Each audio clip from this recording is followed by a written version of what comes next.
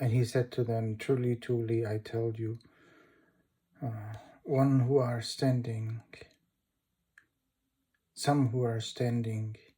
here will not taste death before they see that the kingdom of God has come with power.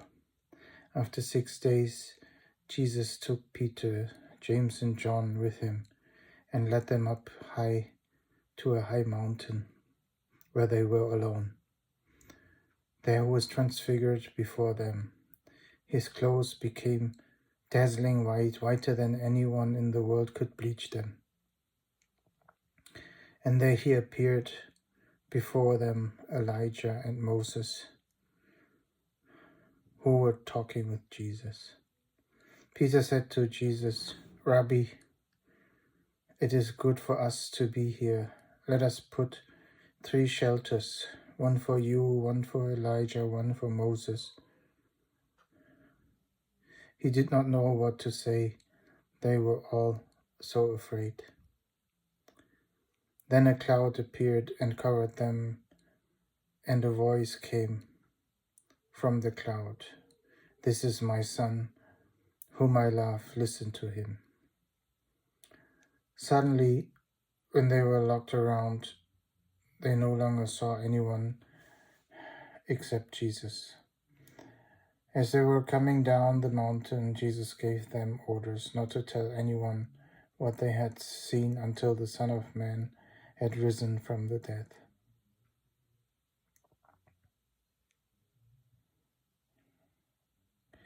They kept the matter to themselves, discussing what rising from the dead meant.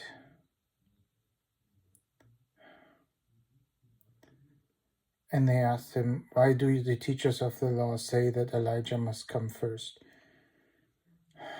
Jesus replied, be sure Elijah does come first and restores all things. Why then it is written that the Son of Man must suffer and be rejected. But I tell you, Elijah has already come, and they have done to him everything they wished, just as it is written about him. When they came to the other disciples, they saw a large crowd around them.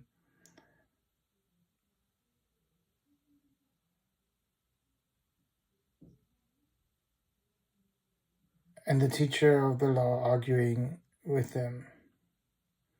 As soon as all the people saw Jesus, they were overwhelmed with wonder and ran to greet him.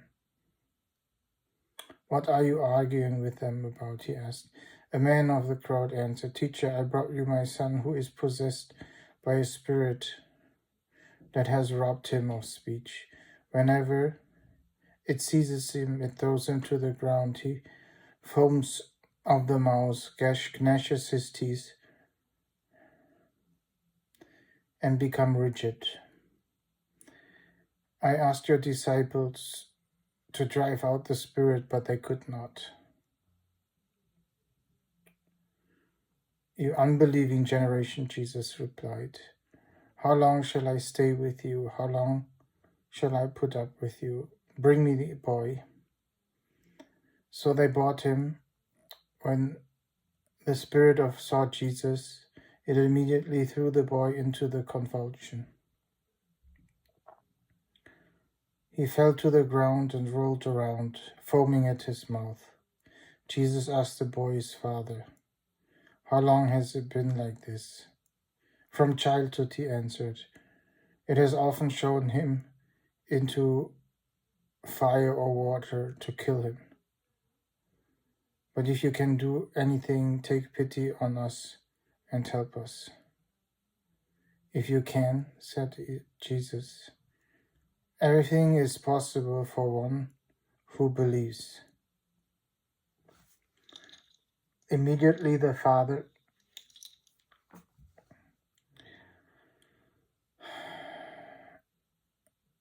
exclaimed, I believe. Help me overcome my unbelief. When Jesus saw that the crowds was running to the scene, he rebuked the impure spirit "You deaf and mute spirit," he said, "I command you, come out of the boy and never enter him again." The spirit shook, convulsed him violently, and came out. The boy looked so much like a corpse that many said, "He's dead."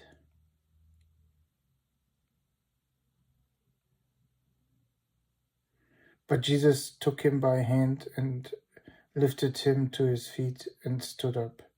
After Jesus had gone indoors, his disciples asked him privately, "Why wouldn't we drive it out?" He replied, "This kind of can only come with prayer." They left their place and passed through Galilee.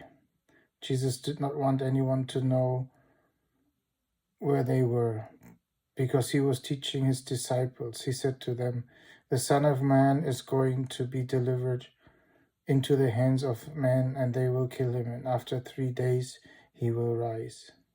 But they didn't understand what he meant and were afraid to ask him about. They came to Capernaum. When he was at the house, he asked them, "What were you arguing about on the road?" But they kept quiet because on the way they had argued about who was the greatest. Sitting down, Jesus called the 12 and said, "Anyone who wants to be first must be the very last and the servant of all." He took a little child whom placed among them, taking the child in his arm, and he said, "Whoever welcomes one of these little children in my name welcomes me, and whoever welcomes me does not welcome me, but the one who sent me."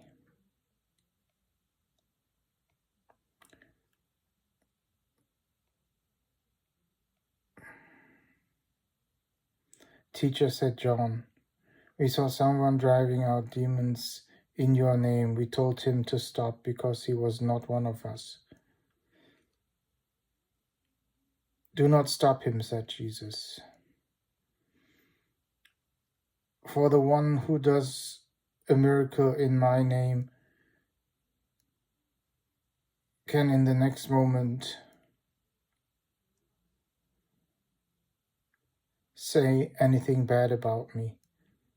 But whoever is not against me is for us. Truly I tell you, anyone who gives you a cup of water in my name because you belong to the Messiah will certainly not lose their reward. If anyone causes one of these little ones, those who believe in me, to stumble, it would be better for them if a large millstone were hung around their neck and they were thrown into the sea. If your hand causes you to stumble, cut it off. It is better for you to enter life maimed than with 2 hands to go into hell, where the fire never goes out.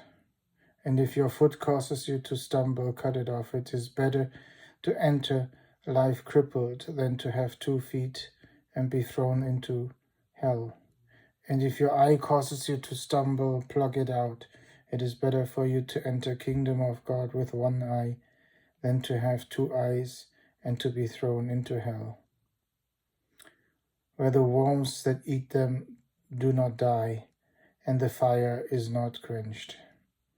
Everyone will be salted with fire. Salt is good, but it loses its saltiness. How can you make it salty again?